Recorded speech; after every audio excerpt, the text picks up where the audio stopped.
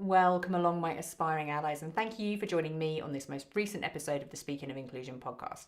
This is the show where we explore some of the more taboo topics and we build up our confidence with putting our foot in it. And today we're going to be talking all about sex, or more specifically, we're actually going to be talking about sexual orientation and attraction through the lens of asexuality. And as most of you will know, this is something that is really close to my heart as an ace person myself. So I am delighted that I have just wrapped on a conversation with the incredible Aubri Lancaster. Now, Aubri Lancaster uses the pronouns she and her, and she is an ASEX certified sexuality educator. And she is also a grey romantic asexual person herself. So between us, we both have lived experience. But what is really fascinating and fantastic for me is that Aubrey immerses herself in this work day in, day out. And when I tell you, she is a font of knowledge and information. Like, her brain is encyclopedic. So I highly, highly recommend this episode for you if you are interested in really getting to understand more about sex and pleasure and sexual orientation and attraction, libido, desire. All of these things are what Aubrey goes into and helps us really understand, I'm going to say, ourselves, regardless of our sexual orientation, a little bit better. So yeah, a really great listen. I've had an absolute blast recording this session, so I really hope that you enjoy listening to it too. So without further ado, please let me welcome and bring to you Aubri Lancaster as we get into the conversation of asexuality.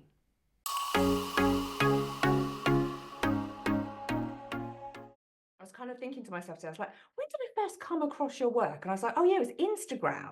Because I was kind of like, how did I first become aware of you? And kind of when did you come into my presence? And I was kind of like, yes, it was definitely Instagram, because I think you're asex education, aren't you, on Instagram? Yeah. Yeah. And I remember scrolling and just seeing your stuff, just thinking, this person is brilliant. Like because it's so easily digestible, right? Oh, thank you. Because it's, Instagram's kind of based on like imagey, kind of just how do you Yeah, land little something really bites of quickly. information. Exactly. And you do everything so brilliant on there. And yeah, so obviously I was following you going, this person's wonderful. And then yeah, I guess I've just been following. I sound like a creepy stalker now, don't I? I was following you on Instagram and I thought you were brilliant. Um, but then it's the more I've kind of learned and watched the content that you put out, I just started thinking, yeah, this is someone that I really want to have a chat with. Hence the reason I kind of reached out. So I just want to kind of meet you and say, like, you're brilliant. And then of course I was thrilled and delighted when you said, yeah, I'll be up for doing your podcast, which was cool. And then of course I knew that you had your Anatomy of Pleasure workshop. And I was like, well, I'm signing up for that, even though I got the times wrong and couldn't participate because it was actually taking place at midnight. And I thought it Yeah. was lunchtime my time because I'm in the wrong time. Oh, And I was like, no. So sorry I didn't get up at midnight to join you, but it was brilliant. I rewatched the recording and it was absolutely um well worth investing in, just to kind of start to take a peek at that. So yeah, so thoroughly delighted that you decided to join me for this chat. So thank you so much.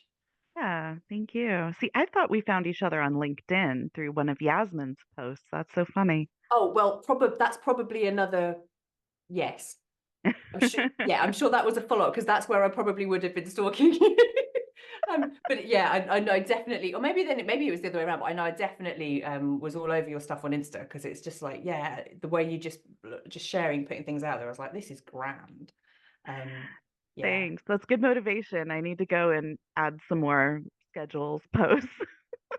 yeah, get that out there. But well, because it's so like, and this is what I find funny. Like when I work with people, and I always say to them, like, use different sources of information because there's so much content out there, right? Isn't there, that you can just learn from, generally Yeah. TikTok, Instagram, everything. And it's like I think we overlook some of the really obvious sources where people are just sharing this great stuff for free. And a lot of it is at least cited, so that helps. Your stuff absolutely is, but as I learned when I met you before, you are an absolute um research, I was going to say research hound. I don't know if that's the right term, if that would work, but like a sniffer dog for research. You're just like really into it, and it's amazing. Like, I think in that one last chat that we had, I came away with so many book recommendations and amazing things to go and read up. I was like, you're like this encyclopedia of just sex education knowledge, and it's amazing. Well, thank you. I do love my resources. Yeah, yeah, it's fantastic. So because this we're at a point now where this is definitely going to make it into the podcast, so I'll have to have started some editing by now. So tell us a little bit about like how you work. Tell us about yourself and how you work. About myself and how I work. So I'm an ASEX certified sexuality educator with a focus in asexuality, aromanticism, and the mechanics of arousal. I started out in 2003 doing in-home adult toy parties, and I mostly did that just to make a little bit of extra money and to learn how to enjoy sex. I mean, brilliant. And my first big revelation through that was learning that most people with vulvas need clitoral stimulation. And that in and of itself was such a huge revelation that I was like, oh my gosh, I have to share this information with people. And so my parties were not just selling toys, but they were an opportunity for me to bring information and education to people that may not have ever explored this sort of, these questions. Yeah. And I did that for 16 years. And after 16 years of this and attending conferences and reading books and all sorts of stuff, I finally found the language of asexuality to understand my own experiences and realized that if I hadn't heard about asexuality in all that time, then this was information that needed to be out there, and especially in sexuality professional spaces. So I switched my focus over to that and dove into the research and the books and the community.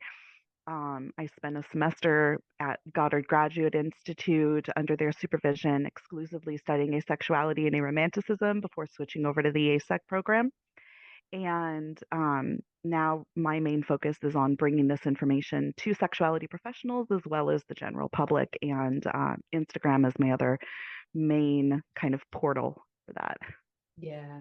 Yeah. And I'm so pleased that you are because I would I would say that my experience kind of quite closely mirrors yours in that when I certainly was at school, we weren't talking about sex education properly anyway.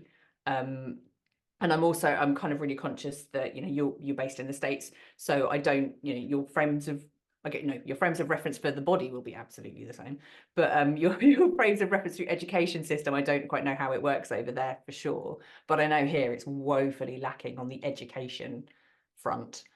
Um, I remember like one class in junior high, and then mostly in high school, it was don't get pregnant. Here's a whole bunch of videos about why you don't get pregnant.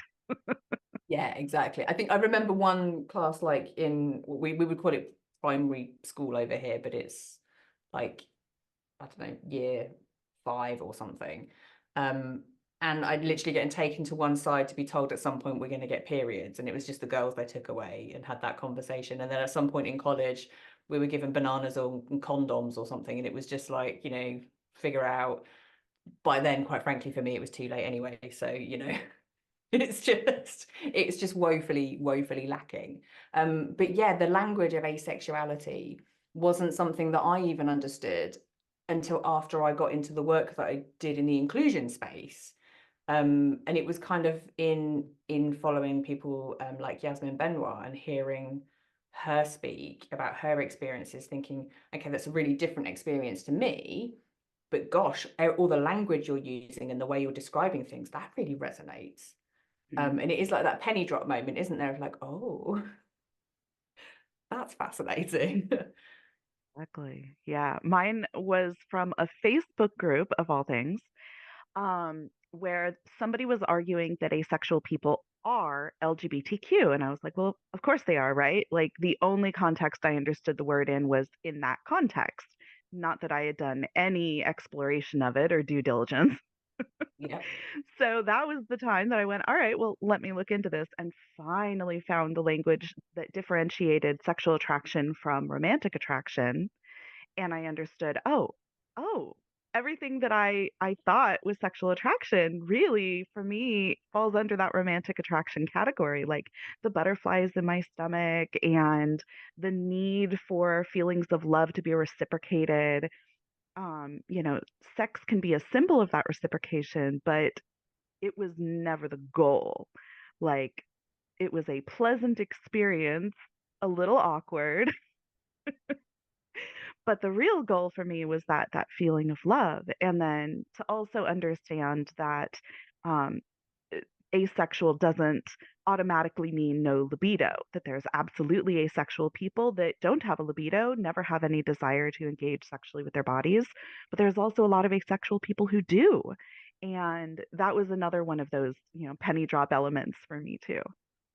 Yeah, yeah, it's fascinating when I hear you speak about it and you talk so brilliantly through all the various different kind of, I guess, like, I'm going to go terminology, but the different reference points for, you know, sexuality and sexual attraction and romantic attraction and emotional connection, like they get so bundled up into one word, don't they? Yeah.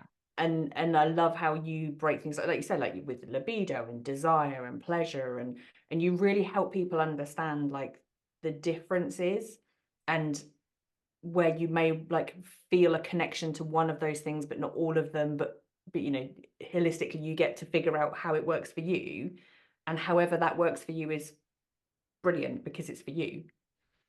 It's complicated because we're trying to use language that we share to describe intrinsic experiences that we experience alone ultimately.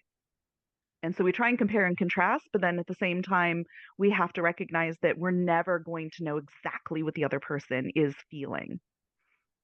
And that again is just another massive penny drop moment for me right there, in that whole, yeah, we can absolutely try and articulate it as best we can, but no one's ever going to know how it feels for another person. Like, we just Yeah. can't, can we?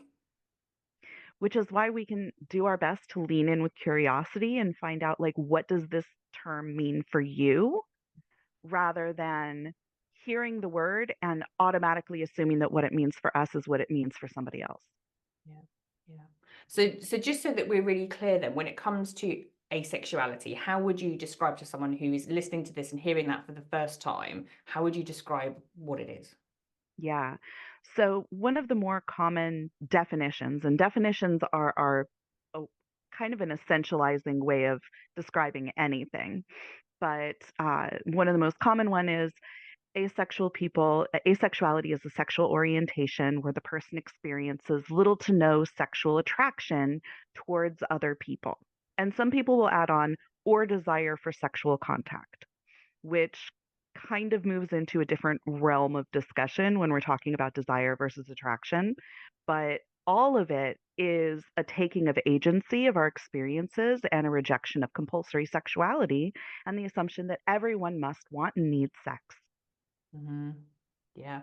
And then, so then how is that different? Because if people are hearing the words asexuality, they might also be hearing the terminology of aromanticism. hmm So what's the difference in those two? So then, very similar definition. Aromantic is an orientation where the person experiences little to no romantic attraction towards other people or feels a disconnect from societal tropes and expectations of romance and romantic coupling. Okay. And I think this is kind of what you were kind of getting to before, isn't it? That actually, like, sometimes those things can exist together. So a person could be asexual and aromantic, Mhm. and that's okay. And sometimes they could be one with or without the other. Ah, And that's okay too, because romantic attraction and sexual attraction exist within us in different ways. right. For some people, they're inextricably linked. For some people, they're very different experiences. And for some people, they experience one without the other. Yeah, cool. And and I find, and I was really interested when you say that earlier as well about how we kind of um can't, sorry, I can't remember the exact terminology that you used just a minute ago when you were talking about how basically as society we've just kind of normalized. Was it Compulsory sexuality. compulsory sexuality? So how would you, what's that? So that term kind of entered our lexicon more through Elizabeth F. Emmons, who is a legal scholar, and she did a work around the ways that compulsory sexuality shows up in our legal system, like requiring sex in relationships around marriage and marital status. But ultimately, it is the um, expectation that everyone is defined by some kind of sexual attraction.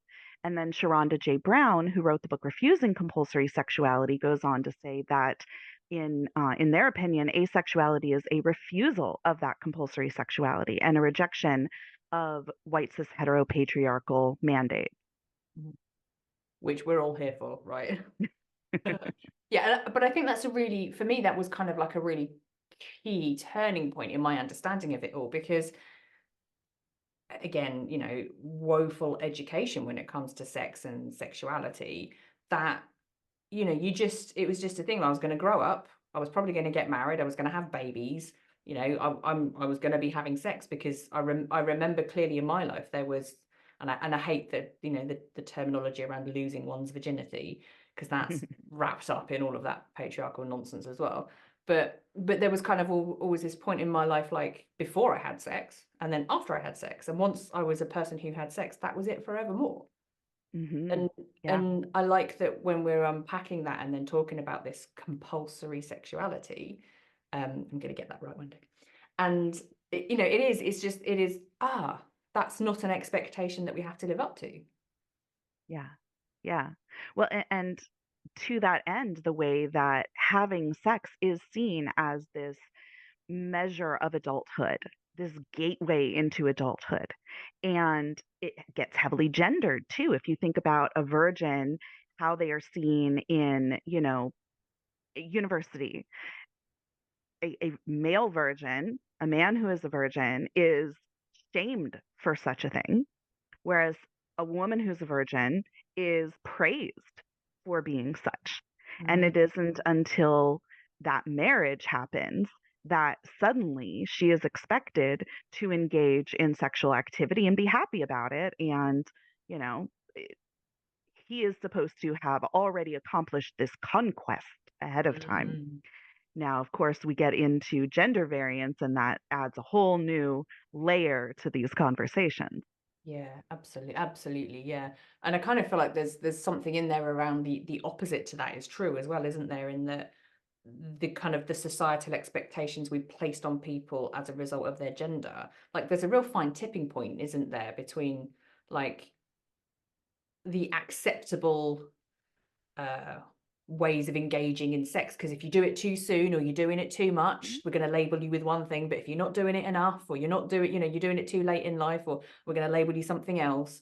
And it's like there's this impossible societal band that rides like a knife edge that everyone's like trying to clamber on. And I think I'm currently reading Come Together by Emily Nagoski. Goski, yeah. Is it Nagoski? Goski. Cool, thank you very much. And I love it. I've written it down. There's a line out of that around about it's not about how much sex you think you should be having, it's about how much you're enjoying the sex you are having. Oh, one of my favorite quotes. Yes.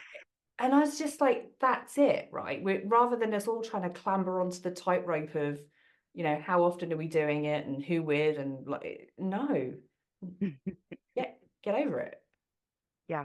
This expectation that there is some magical frequency that is the perfect amount that everybody should be having, and that will define success and happiness in a sex life, rather than going straight to the concept of pleasure as Emily does and say, no, no, no.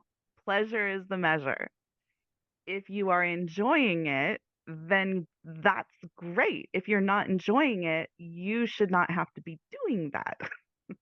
Yeah, which in any other context in life, right? That would absolutely be what we would be telling people. Like, if you don't like it, don't do it. You don't like putting your fingers in a plug socket, don't do that. It's like Right? you don't like eating cheese, don't do it. But for some reason, it's just like, well, you should be having more sex. Well, and if we tied everything in our society around to eating cheese, then it would become this measure of success. Wouldn't Like, it? oh, don't start eating cheese too soon, honey. You never know what'll happen if you eat too much cheese. You might be lactose intolerant. Or, Yeah. oh, you found somebody to eat cheese with. Oh my gosh, how exciting. Oh, you're getting married. Oh, what kind of cheese are you going to have on your honeymoon? Oh, you guys have been together for a while. Are you still eating cheese regularly? Like, Nobody's having that conversation, but somehow because it's sex and there's this expectation and all of these assumed biological imperatives that, this has to be held up as this central experience. And yet, for a lot of people, it's just an activity. It's just a shared activity. And for some people, it's not an activity they even want to engage in. Believe it or not, some people don't like cheese. There we go. And that's the quote going to be. Some people just don't like cheese. I'm taking that away. It's the But name of your episode. it's so, yeah, that's it. Cheese. This is going to be the Speaking of Inclusion episode about cheese. But that's it. And actually, this is going to be one of those Easter eggs now. I'll know when people have listened to this episode because they're going to start telling me about cheese. So that's great. And what type of cheese? Oh, that's actually quite a good analogy, isn't it? Right? Right. Oh, you're not having Gouda, are you? Ooh, Oh, that's, oh, you like that's naughty. Stilton? Oh, that's unusual. I And know, do you right? have Right. chutney Oh, with no, it? it's cheddar and just cheddar. Like, sometimes when you're a teenager, you go out and you have a little bit of, Swiss, but no, mostly it's cheddar. That's the right kind. I don't know. We're taking this really We've far. gone too far, but I like it. But yeah, I definitely like that. This is going to be a topic of conversation now. I'm definitely going to know when people have listened, so it's grand. But and this is I kind of mentioned this in our little preamble earlier as well. Like something that really winds me up. So anyone who kind of knows me outside of my kind of work life will know I'm really into Married at First Sight Australia. I don't watch any of the others, just the Australian one because there's something Okay. about it that makes me crack up. Um, but what I hate, I mean, it's a fantastic, from my perspective, it's a really fantastic window into kind of like societal structures. For me, I just find it fascinating watching how people interact, and it's great. But they've always got someone on there who is a sex expert, and everything comes to the question about, have you been intimate yet? How's your intimacy? And all they do is talk about intimacy. And it really grinds my gears because the expectation is that, it's only a healthy relationship developing if we're basically having sex, which we have already established isn't really the goal. But B, this conflation of like intimacy, right? Like we're just again wrapping stuff up. And it's kind of like, well, can't intimacy be more broad? So much so. I see intimacy as closeness and connection.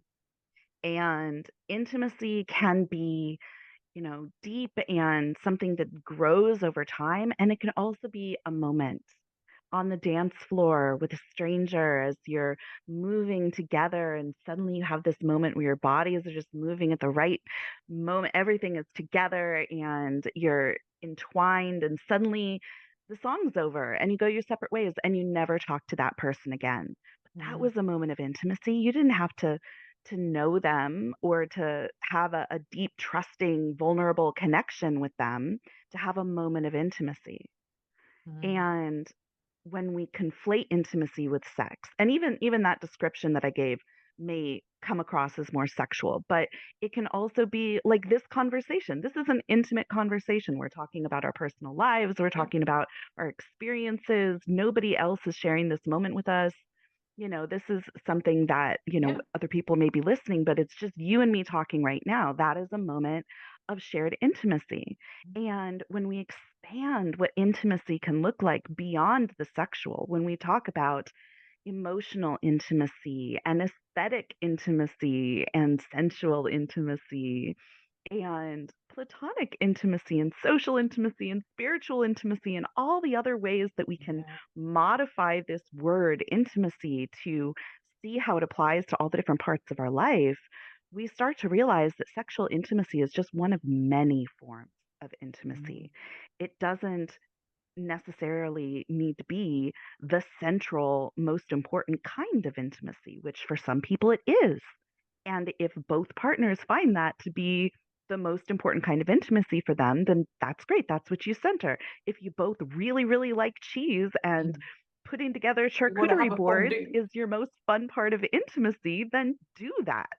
Mm, But make space for all the other ways that people yeah, can find intimacy.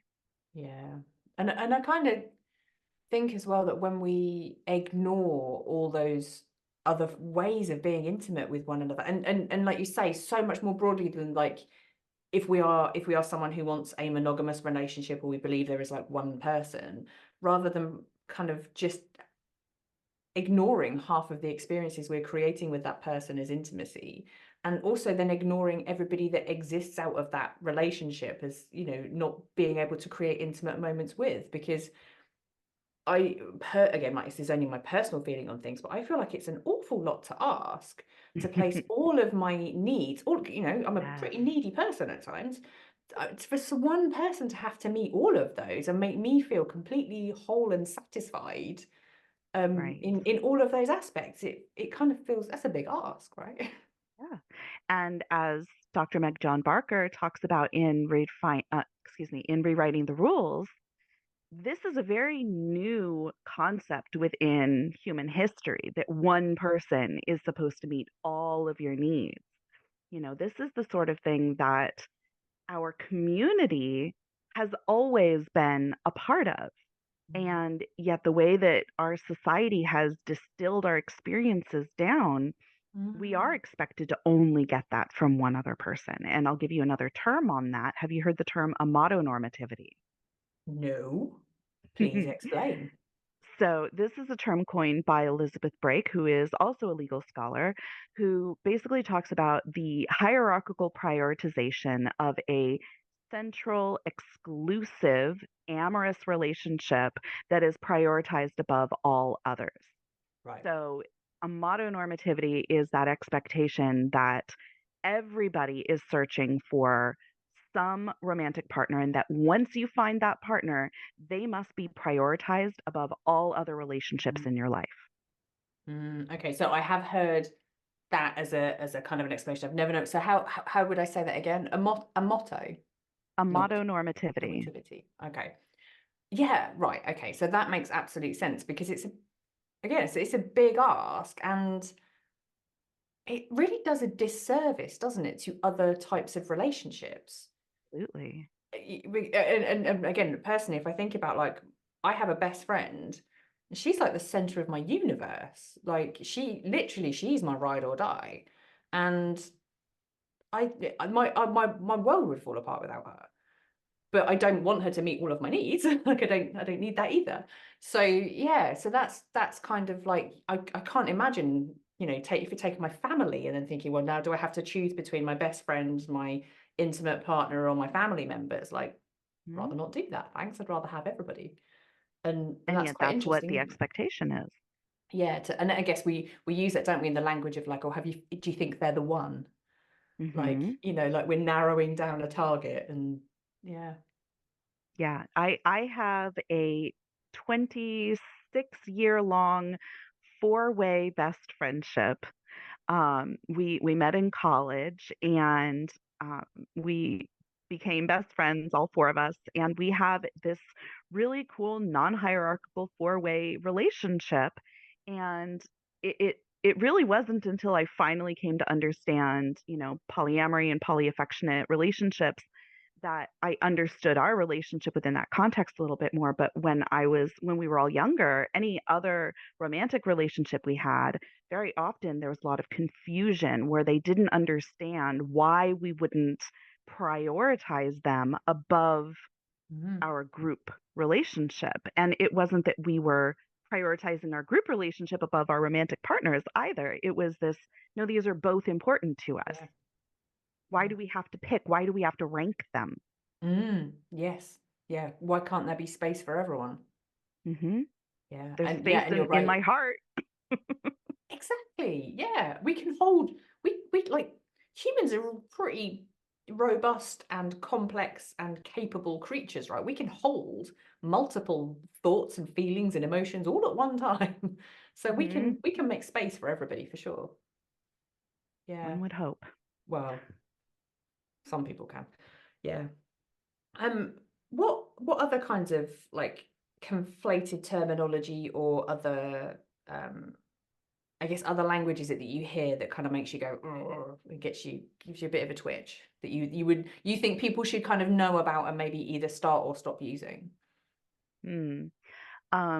Libido and desire are the ones that have been really poking at me lately. Hmm. Um, I read a book recently. I'm not going to name it, but they straight out said that they were going to use desire and libido interchangeably in the book, and it was a book about desire. So I read this whole book, and even after reading the whole book, I still felt like that conflation didn't work for me. Mm. And the analogy that I finally came to that really helped explain it to me was how a lot of asexual people will talk about solo sex as scratching an itch. You know, Hmm. it's scratching an itch. Some people get really into it, some people it's just scratching an itch. Libido is the itch. Desire is the urge to scratch it. Right. They often happen simultaneously. They're obviously connected, but you can have the itch and not have a desire to scratch it or resist the desire to scratch it. And you can have a desire to scratch without there being an itch anywhere. Like they are connected, but they are still slightly different Mm. parts of the experience. And if you're conflating them, if you're using desire to describe the itch as well as the urge to scratch it, or libido to describe the urge to scratch it, it gets confused. And when we're trying to understand these intrinsic experiences and you have that conflation, it gets really hard to understand what's going on in your body and in your mind. Mm. So this is one of the things I love about the way that you present information, because it's kind of that specificity about what do we mean when we say, and I find that so helpful in really understanding how will we communicate about our needs and like our desires, our thoughts, our feelings, and how things come together when we can really be specific about what we mean. I think Hmm. that's amazing. And I just want to ask as well, because you mentioned there, and again, this is something else I've noticed from a lot of your content, that um, you have a really brilliant and special way of using very non-gendered language. Um, and I love that, and I think there's a lot of things that people can learn from your content and how you bring those things about, because it's wholly inclusive, and I love that. And I just wondered, and it may or may not have anything to do with it, but you use the term solo sex, Hmm. and I would say I'm probably more used to hearing it called masturbation. Is that the Hmm. same thing? Yeah. Okay. I mean, masturbation has a lot of historical context around the term, and it's often used in a shaming way. Right. And it's also often seen as something that is less than, Right. um, or that it isn't sex. And especially in that context, when you're not looking at it as sex, um, that can really throw off how people respond to questions. Like with a doctor or something, how often do you have sex? Well, if the assumption is that must be interpersonal, Yeah. then that's going to be a very different answer than if you're including solo sex. Yeah. And when you talk about whether or not an asexual person wants sex, if the assumption is that it's always interpersonal, then people who engage in solo sex may not recognize themselves as asexual or may not recognize the activity as sex. Like there's all of these ways that it just kind of gets shoved aside and forgotten Mm. about. Okay, that is And fantastic, because, and correct me if I get this wrong, but from an asexuality lens, then, so if I am not someone who experiences sexual attraction towards another person, but I still get an itch and I still want to scratch it for myself, yeah, those two things can exist at the same time. But yeah, so you're right. So when answering questions and thinking about it in that way, I I might not connect the dots and think, well, I can still be asexual and I can still enjoy solo sex. yeah. Well, and you can also enjoy Yeah, interpersonal sex, yeah, yeah. Sorry, yeah, but true. But the but but the yeah, it desire, the sexual attraction that isn't directed right, at a right. person. Yeah. It's if you think about somebody who has directional sexual attraction, if they are in a room full of people that are of a gender that they are not sexually attracted to, they can be horny. They can have that active libido saying, hey, pay attention to me. They can have desire to engage with that. But if there is nobody there to direct that towards, Mm. that is still going to exist inside their own body. Yeah. And with asexuality, that's very often what's going on. That experience might exist within the person's own body, but there is no directionality to create that desire to engage with another person, just desire to engage with one's own body. Right. Oh, and again, you've just dropped a whole other world of amazing knowledge there, just with that terminology of like directional Hmm. sexual attraction. Like Yeah. I mean, that. think about attraction. Attraction is about being drawn towards. Yeah. So Yeah. if there is no directionality, if there is nothing to be drawn towards, it can still exist, but it's not pointed anywhere. Yeah. And I think that's probably helpful as well for people who are listening, just to widen the scope of that a little bit when we think about all of the other sexualities and sexual orientations that exist in the LGBTQIA plus spectrum. For those of them that are sexual orientation related, it's a directionality thing. Right. So actually, that's probably, if people can take one thing away when we're thinking about that community, that when it comes to sexual orientation, again, I guess the clues there is orientation, isn't it? It's the Hmm. directional piece. Right. So it's where is it being sent to, including nowhere or Yeah. or inwhere. Yeah. Yeah. Asexuality is an orientation that is not oriented in any outward direction. Yeah. Perfect. I love that already, and that for me is as well has been like super helpful in helping to, yeah, really kind of help people get their heads more around the whole community umbrella as well. So I think that's awesome.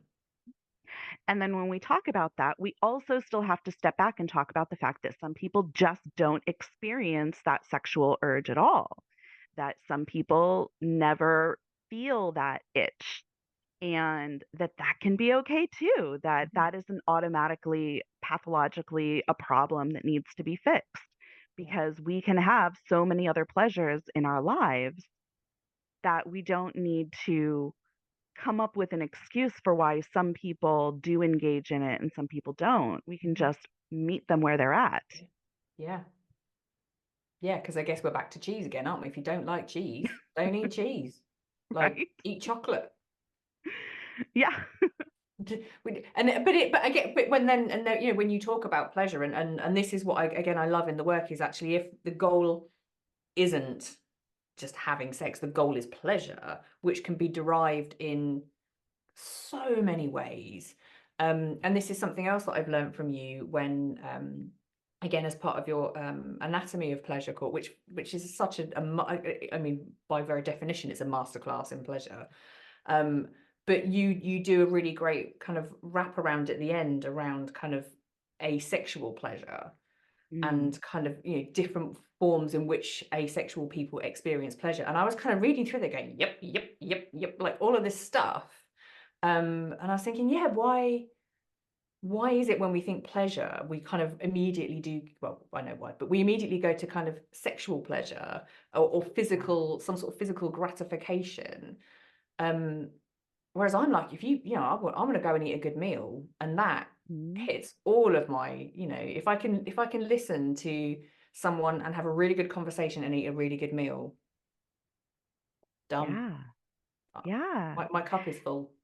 That section at the end there was drawn from the work of Dr. Megan Carroll, who has done this study talking with or surveying thousands of asexual people to understand what is pleasure for them. What does that pleasure look like? And so that section was her work, talking about all of the different ways that asexual people talk about pleasure.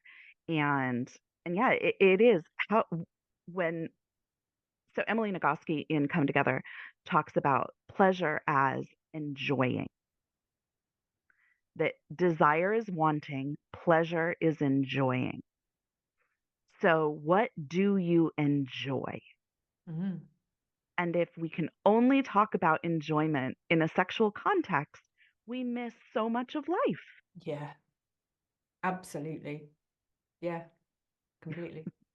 And and I find that so fascinating. And I'm kind of thinking, because there'll be so many people listening to this, obviously, who won't be asexual, and then there will be some who are, or maybe are curious because they think they might be. But again, this is language and terminology for everybody, right? Because if we spent a bit more time thinking about enjoyment and just thinking, well, what do I enjoy? Yeah. Like And I can't imagine my life without cheese. Honestly, I can't. I put it on everything. actual I'll sit there cheese and or snack it. or sexy Actual cheese. cheese. Actual cheese. I love actual cheese. I can't imagine my life without cheese. Yeah. I understand some people can't imagine their life without sex. Yeah. But you also have to recognize, yeah, some people don't like cheese. And we can accept that. We understand that. That's Yeah. socially acceptable.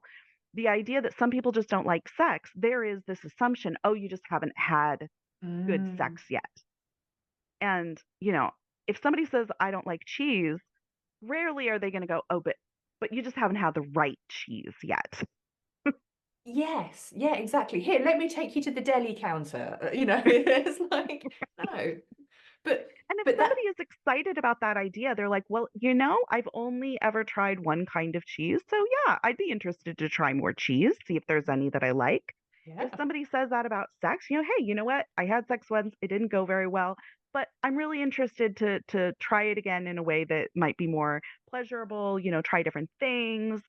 Absolutely, go for it. But if somebody says they don't want to do that, to think that they are missing out on Mm, something vital to humanity. yeah, less than. Yeah. Yeah, and it's interesting because I've had conversations in the past where I've had to kind of explain to people, like, when I say I'm asexual, it doesn't just mean, oh yeah, we're the same, I just don't do sex. Like, it's that simplification of, like, oh, okay, it's me, but you're a little bit less. And it's Mm, like, no, I'm just a little bit yeah. different. And That's why I really dislike the definition of asexuality that talks about lacking sexual attraction, that mm, uses the term lack and implying that there is something missing. mm, yeah. We are whole people. Absolutely. And even I see how that plays out in other spheres as well. And you kind of started alluding to it earlier as well, around like medical situations. Yeah. The prior to my knowledge about my sexual orientation, I've had so many conversations with medical professionals, people who went to school for a very long time and are by definition much smarter than me, um, really going to town on me about, am I depressed? What's wrong with me? Like, really kind of making me a problem, and in the process giving me a problem, because I'm like, well, Hmm. I don't feel like there's anything wrong with me, but there must be something wrong with me. What's wrong with me? I'll go and find a list of things that could be wrong with me. And blows my Yeah. mind. And again, that comes into that conflation of libido, desire, and attraction. That when the medical field and the therapy field spend so much time trying to medically fix libido or psychologically fix desire, and they ignore that attraction is an important component that may not exist in that context, then they're spending all of their time on the wrong part of the conversation. Yeah. Yeah. And then when people do bring in asexuality, unfortunately, a lot of the time, especially with books nowadays, I'm seeing more and more books that do at least pay lip service to asexuality, but very often all they're doing is in the beginning of the book, they're saying, if you're asexual, this doesn't apply to you. Mm, And that's that's so frustrating because all of the things they're talking about usually still can apply to asexuality. But issues with intimacy within a relationship and that need for closeness and connection, ways to build pleasure in an interpersonal context. So all of these things they're trying to help people expand their awareness of are still just as important for asexual people who want interpersonal relationships, but the answer may not be sexual. The answer may be non-sexual intimacy, non-sexual pleasure. Or if it is sexual, they may want to find ways to engage sexually that don't rely on sexual attraction as a mechanism of arousal. Yeah. And if you have ever looked at erotica or porn or any of these things, they rely so heavily on attraction as the key to arousal that the idea that you can access arousal without attraction, it doesn't even come into the Mm. conversation. Yeah. Whereas actually, anyone I think who can then begin to really understand that, like, you've just unlocked a whole new level in your relationship, regardless of Mhm. your sexual orientation. If you're in a relationship with yourself, like, you've just unlocked a whole new level of understanding, because all of a sudden everything's on the table for discussion, for exploration, if you choose it. Right. Like, the cheese counter's open. That boundaries aren't limits, they are ways to keep yourself safe and allow you to explore and expand, knowing what it is that you do and don't want. Yeah. And that to me just sounds like pretty healthy, I guess, communication with yourself first and foremost, to really know yourself and know what you do and do not, feel comfortable with or find pleasurable, and allowing yourself to find that.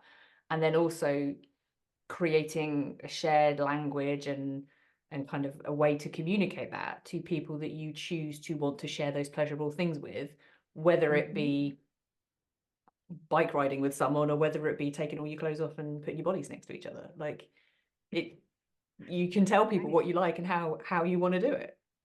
And you can also say, hey, I like taking all my clothes off and putting my body next to you and not getting sexually aroused or touching genitals or any of Yeah. those things. Like skin to skin, full bodied, naked contact.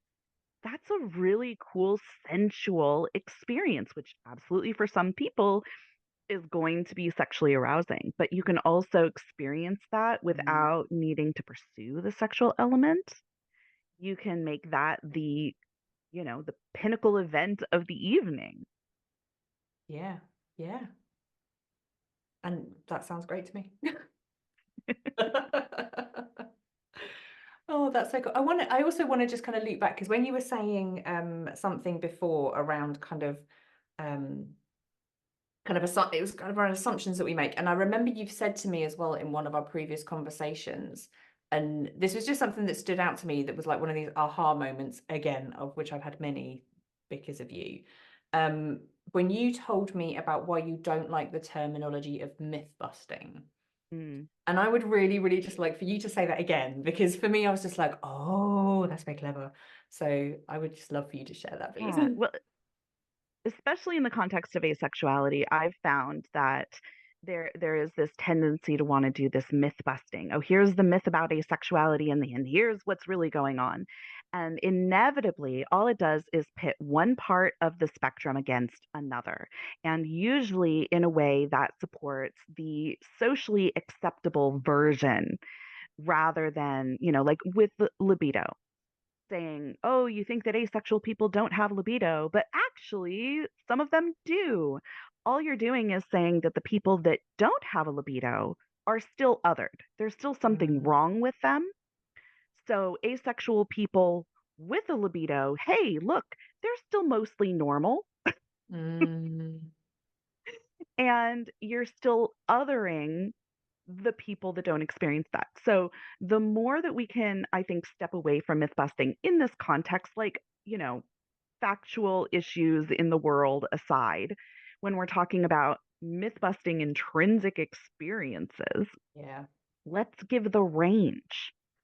Some people have a very high libido, and some people don't have any libido at all.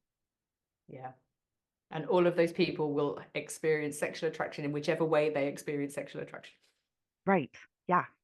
Yeah. Yeah, and I just when you said that to me before, I was like, huh, that's really interesting to know, and I like the way that it's helping us again reframe where do we make assumptions? Like Mhm. where do we use language a little bit clumsily without really thinking? And I was like, oh, that's such a good point. And it's definitely one that I'm going to be thinking now about when I hear that terminology. I'm going to be a little bit more interrogating, like, oh, okay, if someone's saying we want to do some myth busting, I'm going to be like, oh, which myths are we busting, and how does that have a greater impact on people who maybe I'm not immediately thinking about? Mhm.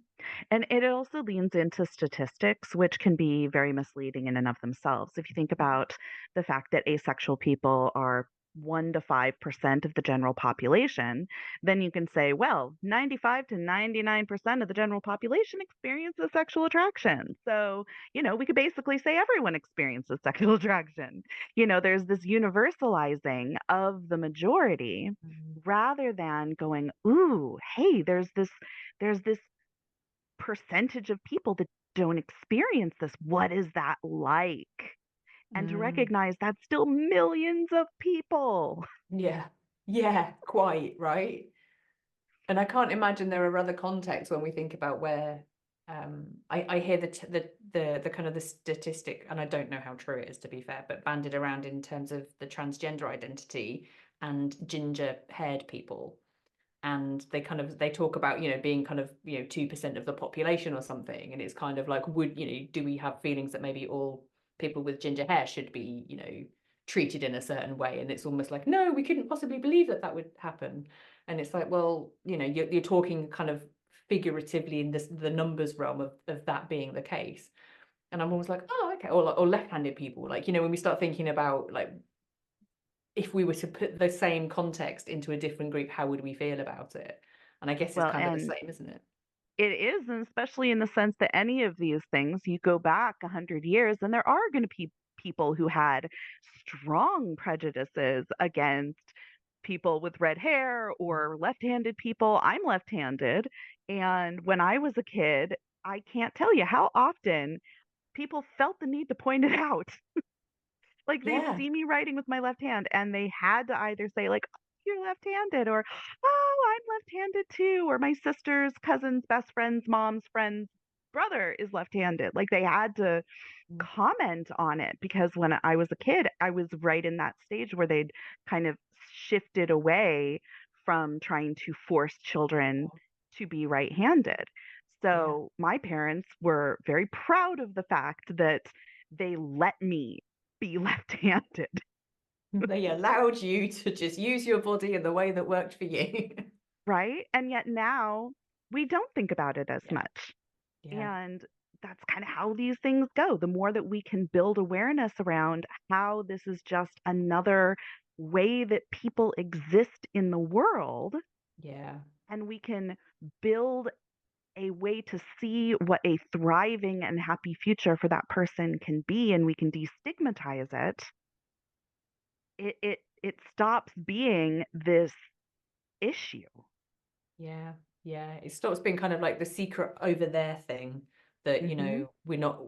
It feels as if like, I'm guilty of this too on account of like I'm here still actively learning about my own sexual orientation, which I kind of find kind of hilarious to be honest, because it's like you think you'd know it about yourself, and yet you don't, because we don't have these types of conversations where someone can sit down and help you understand these different things. And up until the point that I met you and you did this for me, um and it's kind of like all of those moments of like, oh, okay, this is really useful information, um and you can engage with people in a different way. But yeah, we don't. It's just things have been normalized, haven't they? And we just assume and accept and then try and fit ourselves into that mold because that's normal, right? Well, and For it, anyone it's who's audio only, also quote unquote. Yeah. it's also set up as preferred.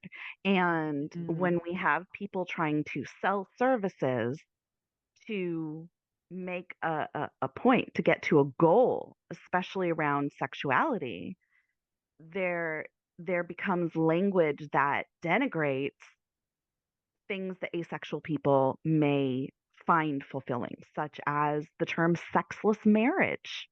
Oh, What kind of a yes. scary term is that? There's whole Reddit threads about it. Like there's all of these people going, "No, no, no, it's okay. We can save you from a sexless marriage. We Mm, can make sure that you get that back in your relationship." All of this language that makes it sound like that is the absolute worst thing that could happen.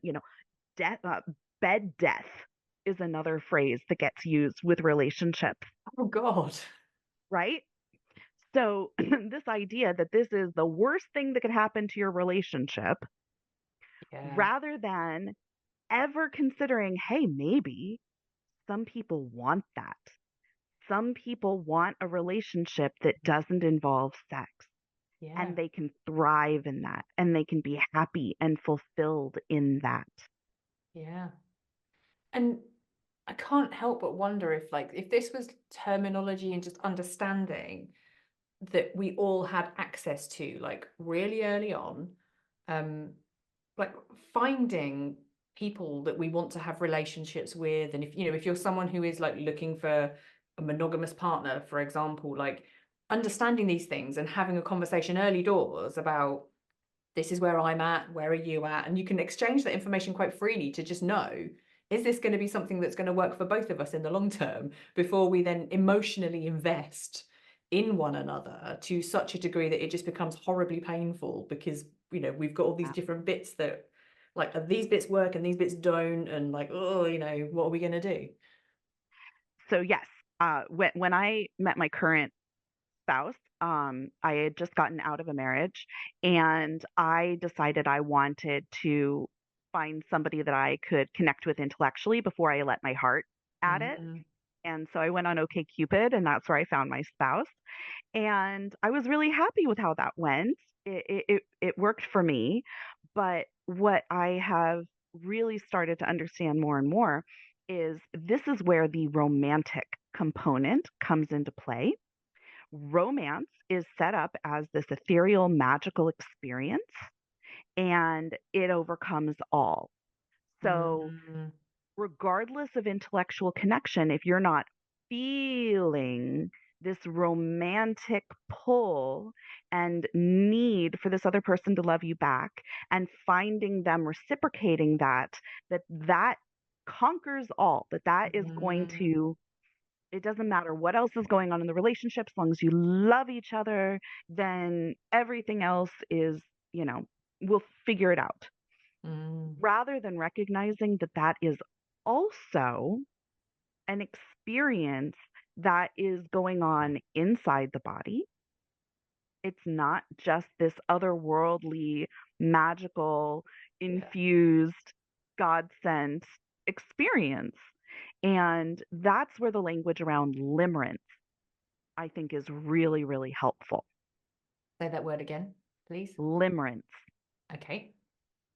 So, this is a term coined by Dr. Dorothy Tenov for her 1979 book, Love and Limerence, which was based on over 6 years of research and interviews and surveys of people describing their experiences of romantic attraction and romantic love. And she went on to write this book where she describes the characteristics of romantic love and romantic attraction, as well as the progression of these experiences. And she used the term limerence to describe what she kind of put together here so that it isn't directly conflated with the word love, because love is a term that we kind of define for ourselves. So she wanted a term that was very clearly defining this progression of experiences. And part of what she also discovered was that there were people that did not experience limerence. Either it was very rare or they never experienced it. But that's where I connected, the understanding of aromanticism, that there are people that, for them, aromantic, not experiencing romantic attraction, may be very close to that concept of limerence. Mm, Limerence is the intense need for feelings of reciprocation to be, feelings of love to be reciprocated, including intense euphoria. when there is that reciprocation, and intense heartache when it is not reciprocated or it is believed the other Mm. person does not reciprocate it. Coupled with intrusive thoughts, you can't get the person out of your head. All roads lead back to thinking about that person. Their good qualities are magnified and their bad qualities are minimized, excused, and ignored. Limerence Mm. thrives on hope and uncertainty. So the mechanism of limerence is hope and uncertainty. So long as there is hope that that reciprocation exists and uncertainty as to whether it does, limerence can continue to grow. Wow. That I love that. Um, Again, that's another absolute nugget that I'm taking away because I love that so much. And in hearing you talk that, it reminded me, and this is where you and I are different because you have got this encyclopedic knowledge of resource where you just know this stuff and you know who said it and when they said it, and it's amazing. I'm now about to do that very badly. In I read in a book once, and I don't know where it was, about addiction functioning in a similar way. In that it's the kind of the I don't know if it's dopamine or the hit that you get from doing something, but the uncertainty as to when it's going to happen again. So it's that kind of that's the thing that makes you crave it because you know it was good, but you don't know when it's coming again, and then it's all a big surprise. And it's Absolutely. something in our bodies that for some people that seems to be a real craving. Is that the right word? A thing that we Yeah. seek. Yeah. Yeah. And Dr. Helen Fisher wrote a book, Why We Love, that talks about, she did fMRI studies on people in love and where their brains lit up, and specifically talks about how love is an addictive drug. Mm. And yeah, it is kind of an addiction to a person. Yeah. So that all tracks. That all makes sense then, doesn't it? So limerence, then Limerence. yeah. Okay. So the hope that someone will return the feelings that, let's face it, that we're experiencing internally that actually are ours and ours alone and very difficult for someone else to measure. And that will be the hope that it will be returned, but the uncertainty that it might not. And it's a collection of experiences. So limerence takes that along with the euphoria, heartbreak, intrusive thoughts, and the expanding on good qualities, minimizing bad qualities. Yeah. So that all of these All things exists. kind of together are limerence, and any of these components can be, you know, isolated, can be experienced on their own. These things can be experienced non romantically. So if you think about, my favorite analogy is when you have a baby and there's this expectation the baby Mm. comes out, oh my gosh, I'm in love with my baby, intense euphoria and falling in love sensation. And yet we know that some people don't experience that. Some people Mm. take days, weeks, or months to bond with their baby. So limerence is kind of a catalyst of bonding and moving into a state of love, but it is not the only way to move into love. And Mm. limerence is a limited experience. It does fade. So it doesn't matter how perfect the relationship is, limerence doesn't last forever because the uncertainty will go away.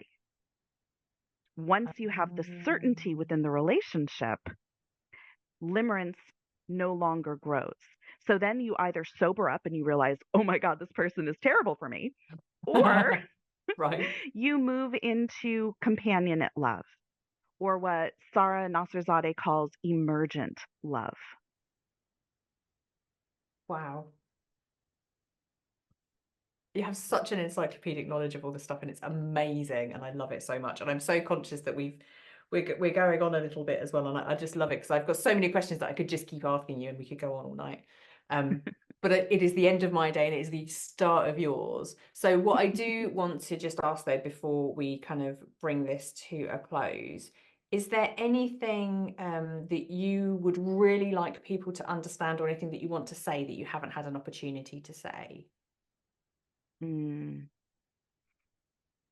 I don't know. Like, I have my platform, so I talk about all this stuff all the time. I think the one thing that I try to give people the hint at is to build in off ramps, build in non sexual alternative options that are presented as equally fulfilling options, that they're not placed as less than. Get the word just out of your vocabulary. You know, if you say, would you like to have sexy time tonight or would you like to cuddle? That's a great way to, give a couple of different options, present them as equally fulfilling. It's not, would you like to have sex tonight or would you just like to cuddle? Because already I'm waiting. Yeah, like adding weight to one and not the other. Right. Yeah. Yeah. And, if there is that presentation of, hey, do you want to have sex tonight? You can give an alternative. You're like, not tonight, but how about, let's Mm. cook together? Or, what is it that you find fulfilling? Let's go out to dinner. Let's share good food, let's have some cheese. Yeah, exactly. Or, maybe let's start with some cheese and I'll let you know later. But that the expectation isn't that having cheese is going to be a precursor to other things. So if you're going to Yeah. have cheese, then that means automatically you're then going to have sex. Like, Yes. Because cheese sometimes can I just be can, cheese. yeah, well, and I've experienced it playing out, but I see that as well, that there's that kind of like link of like, oh, if you start with a nice kiss and then that turns into something, and then at some point it's almost like, oh well, the wheels are in motion now and this train has to run to its ultimate conclusive goal. And it's like, that is that the goal? Or if we come back to the, to the very top, like, or is pleasure the goal? And can I just enjoy a really nice snog? Yeah. Pleasure is the measure. Give people options that can be equally fulfilling. Mhm. Let's take the hierarchy out of it. Beautiful. You mentioned, Aubrey, that you are on all of the platforms. So where can people find you? Yeah, my website is asexeducation.com, and that'll take you to any of my platforms. But I'm on Instagram as Asex Education, TikTok, I don't use as much. And I'm on Facebook, I think, as Aubri Lancaster, SE for sex educator. Um, but I have, if you go to my website, you can sign up for my newsletter and then be updated on when I have stuff coming up. And I highly, highly recommend that people do that. As an attendee of one of your workshops, I thoroughly recommend people come along because you will learn so much. If this very short conversation has just piqued your interest just a little bit, I urge you greatly to explore further because it's fascinating and fun, is what I'm going Thank to say. you. And I do one-on-one consults. So if anyone wants to just chat, it'll be on your budget, whatever works for you. Wonderful. Because actually, yeah, I'm really conscious there might well be people listening to this thinking that them, as we have experienced in our life, their mind has just been expanded to a place where they're like, well, now I can't cope with all of this new information. So absolutely, yeah, they should reach out to you and take up If you that have offer. questions, let's talk. I promise. Whatever your budget accommodates, my sliding scale will work for you. Wonderful. Aubrey Lancaster, it's been again an absolute joy to chat with you. I am so very grateful. Thank you. Thank you so much for bringing this information to people and having this wonderful podcast.